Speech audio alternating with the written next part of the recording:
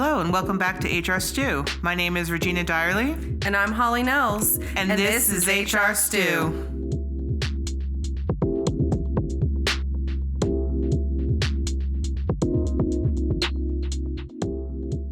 From power suits to casual Fridays, the clothes that we wear in the workplace carry a strong meaning and significance, whether we like it or not. They're not just fabrics draped on our bodies, they're statements of identity, professionalism, and sometimes rebellion. In this episode, we're untangling the threads of dress codes and exploring their multifaceted effects on the workplace. From the subtle nuances of business casual to the bold statements of personal style, understanding dress codes is crucial to fitting into the professional ecosystem. Today, we are joined by Vita HR's very own HR Compliance Coordinator, Sean Hansen. Sean is responsible for assisting our clients with policy, drafting and editing handbooks, and providing up-to-date information about legislative changes. Welcome, Sean. We're happy to have you. So to start today's episode, what has been your most memorable encounter with workplace dress codes? Well, for me, it was actually here, because when I started, me and Harrison were the only two men who really came into the office. So we were trying to figure out what the dress code was, because, it was like business casual, but we weren't really sure where the line was. And so it kind of got to the point where me and Harrison were just watching what the other could get away with. And then slowly being like, okay, well, he's not getting in trouble for that, so that's probably okay. Yeah, this is Harrison, by the way. We had a discussion at the beginning where he's like, what can we wear? And I was like, genuinely, I have no idea. Like, the sales manager wears suits. That's not the requirement. One of the owners comes in and wears shorts. So, I don't know. Let's figure it out together. So forgot that he wears the shorts with... Like flip-flops? Crocs. The Crocs. Yeah, he always wore Crocs. The shorts and the Crocs. They're from Colorado, too. I can't believe I couldn't remember the name of them. Yeah, so it was just a matter of us being like, all right, we'll both take the fall for each other, so therefore there's safety in numbers. So I don't think you guys ever went too crazy, because I don't remember you really being ever out of, like, the business casual dress code. I came into work at sweats in one time, but that was only because I had to go pick something up really quick and then leave. I don't think we saw that, because we would have talked about it. I was pretty sneaky about it. I was just in and out. I've had to sneak in yoga pants before just to grab something, so I understand that, Sean. So one of my most memorable encounters, I went on site. I walked in the door and this lady was wearing a white tank top, and that is all. What do you mean? A white tank top. Like as a dress? No. No, I guess she had pants on, you too. said that was all. I'm sorry. I was like, did you say that's all? I was Like, was there a belt? Was it long? Like, what are we talking about here? There were pants, there were sneakers, and just a white tank top for the top. Okay. So there was nothing left to the imagination. And it was one of those conversations of, it was a professional environment too, to where you have clients coming in, you have people from the outside coming in to ask questions about your business, and you're a manager, so you have staff who are reporting to you and seeing this. So it was a difficult conversation, and that was the day the CEO came to me and said, can we make changes to our dress code policy and have pictures of what is not acceptable and what is acceptable and what business casual truly means? And it's still in their orientation slides to this day. So was she not wearing, like, what's the right word, undergarments? She was not. Okay, I just wanted to make sure that I was understanding what you were saying when you said nothing left to the imagination. Now I got it. There were no undergarments. Got it. Yeah, that's interesting. Was this person a normal employee or like a manager? She was a manager. She was a manager of the organization.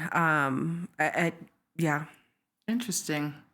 It was very inappropriate. And I don't understand, and maybe this is me and this is just me, but I don't understand how, if your handbook reads that you're business casual, why you would think a tank top with no undergarments is appropriate. They clearly latched onto the casual part and didn't read the first part. Yeah, I don't know if that's really a factor with people not following rules. Like, knowing doesn't stop people from doing things necessarily.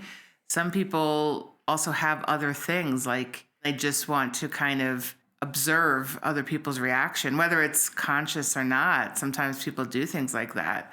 People are constantly perplexing me. Who knows the reason why? This is true. Well, especially if she was a manager, that kind of undermines any policy that would have been written anyways, because that's the example she was showing. Exactly. Like, even if it said business casual, like, and why would employees follow that? Even the manager's not following the policy as written. Right. Well, and even her staff, I mean, we had to really dive into the dress code policy. Even her staff, they were wearing leggings that weren't, that didn't have a long dress over them, and leggings weren't appropriate. Yoga pants appropriate in an office setting. They were all wearing flip-flops, and that's, can lead to safety issues, those kind of things. So because she was allowed, or she wore whatever she wanted, her team felt the same way. It's like, I always think back to this time when both of my younger sisters lived with me. And if I ever left even a fork in the sink, all heck would break loose, right? Like then I'd come home and there'd be like 500 dishes in the sink. But if I didn't put anything in the sink, I'd come home and it'd be empty. It's the same thing with dress code policies. It's like if there's ever a crack, people will always push it to the limit. Like, and I don't really know why. I mean, people want to be comfortable, and people don't want to spend extra money sometimes on a wardrobe, or maybe they feel like they look good in a certain type of clothing. Who knows why? But I mean, I think people always have a general understanding of what's appropriate and what's not. A good friend of mine is a teacher in New York, on Long Island. I remember her telling me a story. She's hysterical, though, and she went to Italy, and she said that when she came back, the dry cleaner shrunk all her clothes. It wasn't the pasta that was the problem. That's why her clothes were tight, but the dry cleaner shrunk all her clothes. And when she came back, she was wearing a skirt that now was a little tight on her. And she said that the principal actually took out a ruler to measure that it was, because it was shorter than it was before. And now it was not the appropriate, whatever it was. Yeah. She was so mad, about the situation. But this was years ago. I don't know if something like that would happen now, but it did happen. The ruler on how many inches above the knee were the skirt. And it was not short. It just was not 4 inches or whatever, or 2 inches above the knee. Did he send her home or he or she, the principal, send her home to change? She was not sent home. Oh, okay. But she was embarrassed. Oh. Well, you bring up the ruler and how the smallest crack. That's generally why when making handbook policies, we kind of advise against ambiguity, because when those are kind of ambiguous and not clear, people are going to test the waters kind of a thing, and then it can be very hard to take action or something if someone's pushing it too far, because then it's like, well, this person did this, what's the difference? And so you want to be very clear, but then schools, I guess, go the extreme way and bring out the ruler kind of thing, which is maybe a little bit that's just too people far, in general, right? I mean, some people will latch on to stuff like that. So, as HR professionals, you are all commonly responsible for writing and enforcing the policies that drive workplace attire. Today, we're going to have more of an open-ended discussion about dress codes. I'm going to provide some statistics and ask some questions, and I want to hear your perspectives as HR professionals. So, the first stat is the average person takes 11 to 30 minutes to get ready, so that's over 50%.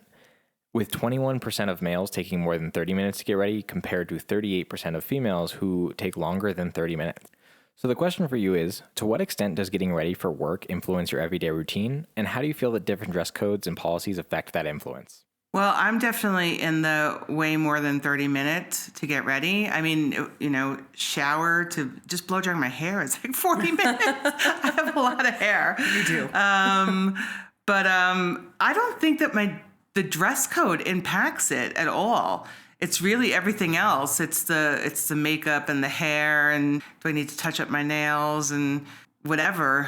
So I feel like work, you have more of a uniform than you do in your casual life. Like I have, Eric laughs, that's my husband, sorry, because he was talking about my closet. We're renting a roll-off because we have too much stuff. I have 3 full closets full of clothes. Oh, wow. I do. I have a closet in my room. I have a closet in the office, and I have half of a closet downstairs in the basement. This is true. And you have different seasons. You have different occasions. I have my, I almost have a whole closet full of just hoodies and sweatshirts. Oh, wow. I really do. Anyway, and so he was saying I had to clean out my closet, and I was kind of arguing. He's like, you literally wear the same 3 sweaters. I was like, it's more than 3, but his point was taken. I do wear the same clothes in rotation. So I feel like work is easy. It's almost like we're animals. Like, you know exactly what you're going to wear. You have your black slacks, you have your navy slacks, you have your gray slacks, and you have whatever tops you're going to wear. I feel like it's way more complicated to get ready for going out on the weekends than it is to go to work. So for me, I don't feel like the dress code or the wardrobe impacts the time. It's everything else that it takes, especially as a woman, to get ready to be office facing or even Zoom facing. Yeah. I mean, it's still the same amount of work. I still have to do my complete hair, do my complete makeup. It doesn't save any time, but I could be wearing yoga pants on the bottom. That's the only difference. Well, and I know with my husband, he works at a power plant and they provide all of their uniforms. So he just throws on clothes. He'll throw on the same clothes every day through the week. Get up, take a shower, throw on the same clothes because he's going down there to change in clothes that they've laundered and everything. He's wearing them for 30 minutes to sit in the car for the ride home and to sit in the car for the ride back. And that just amazes me that he does not have to put any thought whatsoever into his clothing for the day. Yeah, my husband's the same. He's a respiratory therapist. He works at the hospital. He's literally ready. And I mean, showered, hair done, everything in like 16 minutes. No joke. Yeah. Completely. So that uniform aspect, I don't know that I would want to do it every day because, I remember wearing uniforms. I don't want to go back there. But that uniform aspect would cut off a lot of time for me in the morning to make sure laundry's done, to make sure I have, all of these things to decide what shoes I'm going to wear. So I read an article where this woman, she had 5 of each one. And it was a very nice outfit. She had a plain white shirt, had like a black kind of like loose bow tie, a black skirt, and black shoes. She had multiple versions of it, but she wore this exact same thing, and she just felt like it changed her life because she didn't have to think about what she was wearing. And she said people had a really hard time with it in the office at first. Yeah. No one else adapted to it. She didn't say that, but she didn't deter her. She had been doing it for years. I just thought that was interesting. Like, I don't think I could do that. Yeah. How much thought do you put into what you're going to wear in the morning, Sean? Very little. I'm definitely on the lower end of that. Not because I don't care what I look like, but also because, like you said, you kind of know what you're going to wear. Yeah. Especially with it's sometimes in office and out of office. So I don't even work in the office, all the time. It's like I'm only rotating between like 3 sets of clothes, basically everything. And then, you do the laundry and the next week you wear them again. It's not really that hard for me to like get ready. It's really, like you said, it's kind of everything else. It's like showering, making sure your hair is nice, kind of all that. Well, and then I get out an outfit and I'll put it on and it doesn't fit the way I thought it would fit. So then it goes on my bed and then I have to go find something else, and then I have to iron this, and then that goes on my bed. It's a process. Well, I also think it depends on, your role. Like if you're a lot more client facing, you have to put a lot more thought. Right. For me, I'm usually, True. locked up in my little office doing handbooks. So not a lot of people are going to probably see me. So it's, I don't put on like a suit and tie unless I am meeting with someone, because generally I don't have to worry about that. Right. Studies show that wearing whatever is perceived as professional attire in the place of work can improve how people perceive you and even give you more authority. But dressing in a way that makes us feel comfortable and confident can impact our mood and behavior and even improve our performance in the workplace. So a question for you is, when in an interview, what are some ways candidates' clothing can affect your judgment? And what tips would you give people trying to figure out how to dress for an interview? Don't wear jeans. Unless you're on Zoom, then they can't tell. Well, look, I think in general, so even when I go to the doctor, I completely dress up, jewelry and everything. I feel like I am treated completely differently when I am dressed nice, and maybe looks like I'm more affluent, maybe potentially, than when I dress down. There's a noticeable difference. So I think that definitely carries over to interviews. I think, that people that are perceived to be more attractive get jobs more frequently. So dressing well is a part of that. I think image is still way more important than it should be. That's a perception thing. I think, unfortunately, I think it does matter. And I think you actually feel better. I think when I'm dressed nice and I feel like I look good, I actually think that I'm just more confident in general. Maybe that's a female thing. I don't know, Sean. Is that something that you... No, I think I'd agree. Like sometimes if you have a nice outfit, you're like, I look nice today. And it just kind of brings you up. And also I think you're talking about like image is kind of important But I also think an interview, like, that's so short where you don't have very few things to judge the potential employee on. So true. So if they're not dressed professionally or even like business casual per se, it might seem like they don't really care. That's the and thing. And it's like, yeah. maybe that's an unfair judgment. I don't know, because you can't really tell how much they care. But because you can't tell how much, you're going to look for other things to make that determination. And dress is a big one.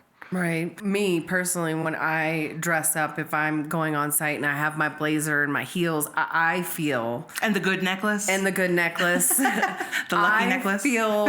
I feel better about myself. I'm more confident in myself. I'm more confident in what I say. I feel empowered to go out and conquer the world and, be able to take anything that's thrown at me. I'm also curious, just based on interviews and stuff, if it's at all generational. Have you guys ever noticed older people dress up professionally or? Maybe. I think we're in Colorado. Certain states are more casual than others. This happens to be one of them. I think New York, there's less leeway. People wear suits to interviews in New York. I don't know that's still the case, but I think some version of that is probably still true. And I've really never seen anybody wear a suit here, period, other than myself, because I wore one for my interview. I wore a blazer, heels, you and did nice wear blazer, slacks and you for still my wear interview. blazers. Yeah, I often. do. So I don't know. I think it probably is generational for sure, because you're just programmed a certain way to behave a certain way. But I also think this state is a little more casual, because I've seen people look very nice and be very neat, and things are definitely ironed. But even jeans. People have come in wearing jeans, and they're nice jeans, and they look nice and neat, and their shirts tucked, whatever. Right. I think some people could pull it off better than other people, unfortunately, too.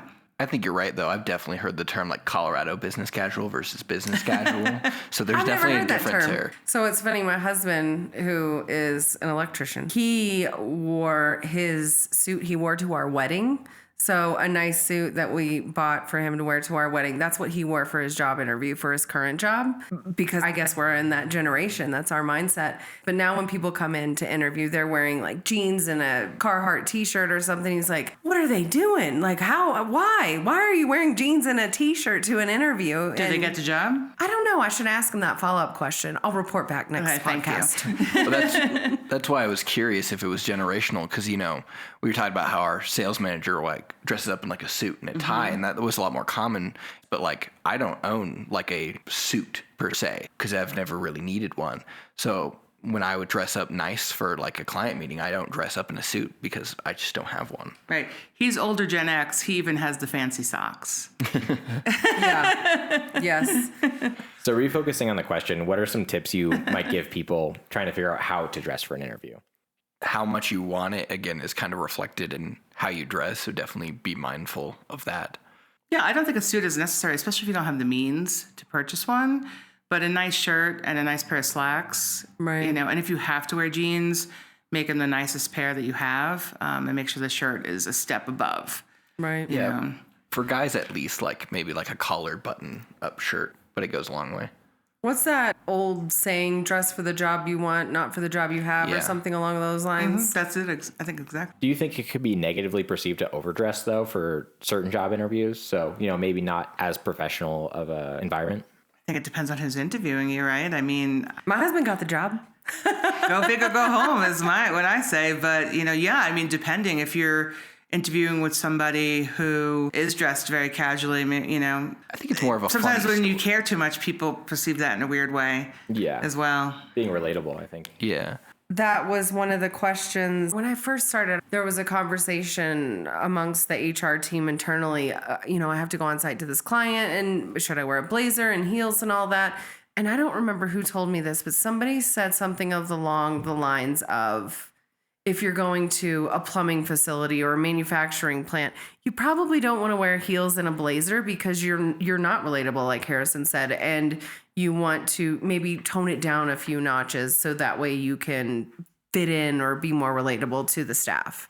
I will say this. I remember I was working at a pretty large one, company here, and they were hiring for... It was their call center, but it was a very well-paid call center job because you actually had to remember, like a locksmith, you had to remember all these, like the codes for locks or whatever. So it was going to be a lot of training.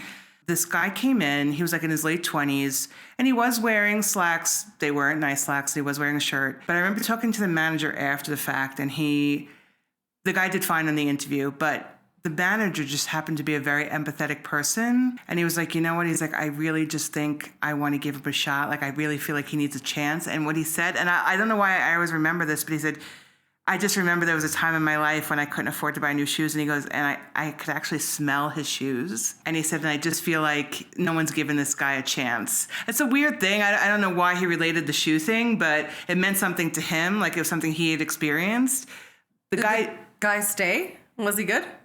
Yeah, he was doing fine. I don't know. They ended up closing down the HR Center of Excellence and moved to Indianapolis. So I don't know the end of that story. But I know that he was doing fine. Yeah. Huh. So to move on, 80% of people who work in an environment with a dress code responded that they don't find the dress code to be useful. So question, how do you think dress code policies should be used to communicate values to employees? And how do you think dress codes affect customer perception? I think dress codes really do impact like how potential employees feel about your values, because there's some dress policies that I've seen that are very restrictive, and that can sometimes go a little bit overboard to feeling like they more limit personal expression than more having a functional use. We don't want tattoos, but your job is in an office where you're not meeting any clients. Is there really a point to having that? And that can affect potential employees. It's like the Chick-fil-A is in and out, so you can't have any visible piercings or visible tattoos. Like their whole image is the clean-cut college kid, I think, maybe. Mm-hmm. I worked for a B2B marketing company who had a call center here in Colorado Springs, and they were business casual Monday through Thursday, and then on Friday you were allowed to wear jeans. And they really were very, very strict. It was corporate was doing the dress code. I thought it was completely unnecessary. People are on the phone all day. They're uncomfortable. Who cares if someone has a tattoo on their arm at the end of the day? Why make someone have to wear a long sleeve shirt to cover it up? Why? Why is this what you're focusing on? When you really care about people giving a good and pleasant interaction to business customers on the phone. The clients weren't there. Who else was seeing them? I appreciate the fact some companies take themselves seriously and they want, the employees to take their job seriously. But I think you could wear, reasonably comfortable clothes and not a button-down shirt, and convey that. They really need to design dress clothes that are also comfortable, because that's almost never the case. They do. They're just thousands of dollars. Okay, That's true that would explain why I don't know they Yeah. exist.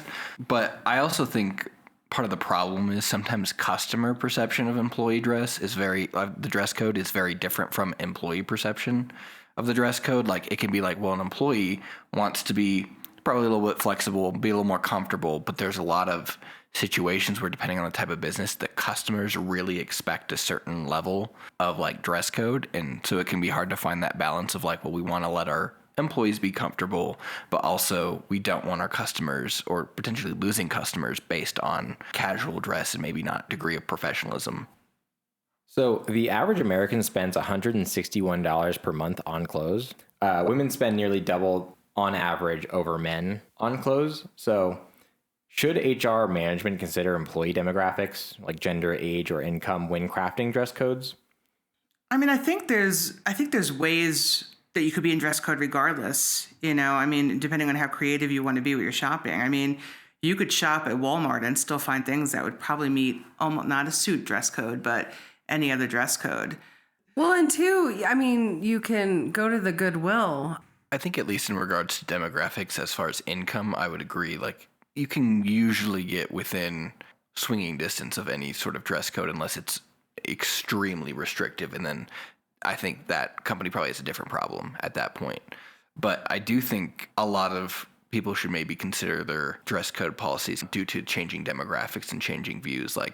Gen Z, my generation, I know very much prefers flexibility in most things. And so dress codes that are super restrictive, again, for not a lot of reason, probably isn't as attractive of a job to someone in my age. I think anything without a good reason is not a good thing. And yet they appear so often. Dress code. People like to know the why, A friend of mine sent me her husband's company handbook a few months ago, and it was from July 3rd of 1987. And she says, you have to read through this thing. And so I read through it, and I got to the portion that discusses dress code. And it was very specific. Women must wear modest clothing, collared shirts, skirt. It had to be a skirt below their knees. They must wear heels every day. I mean, very specific as to what women could wear. And then the section that discusses men, it just says men can wear slacks or, collared shirts or business casual. But I, as a woman, I was like, oh my gosh, what gives you the right to tell me what I need to wear and put it in your box or your definition of what is appropriate for business casual as a woman? You're saying that in the gaze of 2024. I know. Like, I started working in the city in Manhattan in 1993, dating myself. We didn't wear pants. Like, I worked on Wall Street. We wore a skirt every day. I don't know if it was dress code, but that's just what everyone did. I did not own a pair of slacks nor wear a pair of slacks to work until I was 30 years old. Oh, wow. And I remember that because I was like, I went to Ann Taylor to buy myself a pair of slacks. It was like a moment in my life, life-changing, actually. Yeah. But I wore skirts and pantyhose and heels, regardless of what the weather was. If it was snowing, if it was sleeting, if it was raining, it did not matter. Skirt, heels, pantyhose. Wow. Yeah, there's a reason that's from 1987 because I can practically see the email response I would have if I saw that policy today. I mean, it was not even a thing. People would not. No. I mean, it was just not a thing. Yeah. You just did it. I enjoy my slacks. Ditto. In the last decade, the percentage of employers that allow casual dress every day in the workplace has grown 17% to the current 31%. Question, what are some ways you've seen dress code policies change in your career? Well, I think I just mentioned it. I'm allowed to wear pants now. I think there's been a lot of changes. Again, it was way more formal. Even when with slacks, it was still more formal of how you were dressing to go to work. Definitely how you were dressing to go to an interview. Well, and I think too, pre-COVID and after COVID, it's pre-COVID, everybody was business casual, nice slacks, nice shirt. And then after COVID, I go on site to a couple places and they're wearing jeans and a nice shirt, but jeans are allowable in that business casual atmosphere, which has changed, I think, tremendously, that you can now wear jeans to work in your business casual atmosphere. Yeah, it's great because coming into like more of a professional career after COVID had already kind of hit. It's really interesting to kind of see just based on like what my father or what my mother kind of had to wear versus what I had to. Well, it's funny. I had a conversation with one of our coworkers. They had made a comment to me that they had never worn sweatpants in their life. They normally wear jeans and a collared shirt. Then COVID happened and somebody had said, hey, you have to try sweatpants. So this person did, and they tried sweatpants. So now every time I see this particular person in the office, they're really angry that they had to leave home and put on jeans again because they've, evolved into this sweatpants era. And I thought it was crazy that they had never worn sweatpants before, only jeans anywhere. I mean, have they even lived before? Because like sweatpants are great. So what are some tips you might give companies when crafting their dress code policies? Yeah, well, definitely if you have a handbook, you should put it in your handbook. That's always a good thing to have. Even if people don't read it, you have something to point to of like, this is our policy, it's written down, and that's what we abide by. But also, I think there's just a lot of things to consider that have changed since, say, 1987. There's stuff like the Crown Act now. A lot of states have Crown Acts, which is like protected hairstyles. So a lot of language when trying to tell people to dress up in a certain way, like grooming their hair and stuff, is like you have to kind of watch out for some of that because you can get caught on some of that language of trying to restrict people who shouldn't be restricted. Like also just a matter of you always want to know the reason why. If there's not that reason given, it can cause issues later.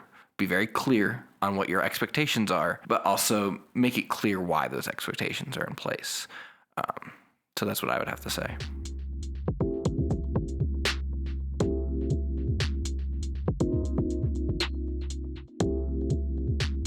Okay, so next segment is Ask HR, where we go to the online forum r/AskHR, where people can go on and ask professionals HR questions and get answers. This question comes from user Black Groundhog. It is titled, I asked an employee to remove their septum piercing for a client interview. Now they're upset. How do I handle this conversation? And it reads, I run a small consulting business in a very niche but highly competitive field. We are usually sub-consultants on larger teams, and we work nationally. We've been working on a bid for a big project for a couple months and have a client interview coming up. I asked my employee to remove their medium to large septum piercing for the interview, just in case someone on the interview team is more conservative about professional dress. Our role in the project would be public-facing, and our style is part of our charm. We don't have a dress code that specifically bars piercings, and we don't have an HR person. Initially, the employee agreed, but recently they let me know they felt blindsided by the question and can't stop thinking about it and wants to have a discussion. I value this employee a lot, but I do think there's a chance someone might judge us based on their septum ring. The other firms are most likely going to be dressed conservatively, suits and ties, etc. Since we don't have a dress code policy against piercings, any advice moving forward? Get a dress code policy. Put it in your handbook. But they don't have an HR person, so they're just looking for some advice right now, right? Yeah, and I think the problem is if it's not in the policy, and I assume they have some sort of policy because it says we don't have a policy against piercings, so I would assume there's some sort of policy in place. I think it's really, you shouldn't violate against that policy. Like, if it doesn't restrict piercings, like, if that's a concern, you should really update that for one, so it does restrict, but it wasn't in the policy before, so I understand why this employee feels blindsided. Agreed. Does he have to go to this meeting, or this employee have to go to this meeting? If they don't want to take out their septum piercing, there's no policy outlining that he or she must take out their septum piercing, and you want to have a professional presentation to the client, don't take him to the client meeting. I mean... So at another call center that I worked at, we interviewed all the time. We probably hire 60 people a week. And we had this guy come in, and he did great on the interview. We hired him. The HR recruiter sat at the front desk at the time. And when he came in for his training, he had a big tattoo of an eye on his forehead. And I remember I was like, how did we, I mean, it didn't matter, but I was just like, I think I would have remembered that, but I felt kind of tricked a little bit. And it's not like we wouldn't have hired him, because I think we would have. I don't know. I just think you should be who you are. If this person who he said is highly valuable, who probably he can't put all of his knowledge into a PowerPoint, realistically, I think he should have just let him come with the septum and just be who you are. Because afterwards, they're going to meet this guy again, and he's going to have that. And those nose piercings, if you take them out for a little period of time, they close up really fast. Well, also, he should probably think about, will he really lose business based on that? Because that seems to be the concern, is we want to take it out because of this interview. Is that something that you think will be a business loss? Because if so, again, why is this not in your policy to begin with? He probably didn't care, but whoever this client is, maybe he does view them as a conservative type of company, and just because you're not, that doesn't mean you don't want the business. You're trying to grow a small business. So I think I understand why he's trying to be like everybody else, or potentially like the competitors who probably are larger as well. But I think that's a mistake that small companies do sometimes, is try to be like everybody else. Just be who you are. You have something different to bring to the table, whether you get it or not, is literally not going to be because someone has a nose piercing. And carve out your own niche in this very niche business. Right. But I understand why he did ask him. He was nervous, and he wanted to not have any potential area that he could have lost the business. Right. That probably is good for all of his employees, not just him. Right. But without the guidance of someone in the HR who would have told him not to ask the person, most likely, he did the best he could. He probably has a casual, comfortable relationship with this employee who clearly felt comfortable enough to tell him that he felt bothered. That's a good thing, too, that they have an open dialogue, and he cares. Right? He cares. So he wrote this letter because he feels like he probably knows he messed up by asking him. So I feel like there's going to be a good outcome here either way, because he actually cares, and he's going to listen to the employee. But he should probably purchase some kind of bucket of HR hours if he can't afford an HR person to talk to somebody. We have an HR on-demand service, actually. Good plug, Sean. So generally, it sounds like they should tell this employee what they wrote in this letter. We value you. Exactly. And don't make them take out the septum piercing. Yeah, say, my bad. Not those words, but, I won't ask you to do that again. I was nervous. I do care. I want us to get this business. I want bonuses and raises and all the things that would lead to getting a client like this, whatever it is. Most of the time when you apologize and you admit your reasoning behind it and why you made the decision and why you think you're wrong, usually there's a good outcome. Not always, but most of the time. Yeah. And I think if it's really is a concern, he should probably look to review his dress code policy and update that if it's really needed.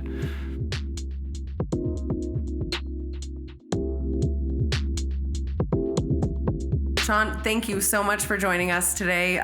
We are glad that you were able to and for the knowledge that you brought to the podcast. Thank you. Thank you, Holly. Thanks, Sean. That's all we have for today's episode. Thank you so much for listening. If you've enjoyed this, please rate us 5 stars. If you have any HR stories or questions to share, message us on Instagram at hr.stew. I'm Holly. And I'm Regina. And we'll see you next time on HR Stew.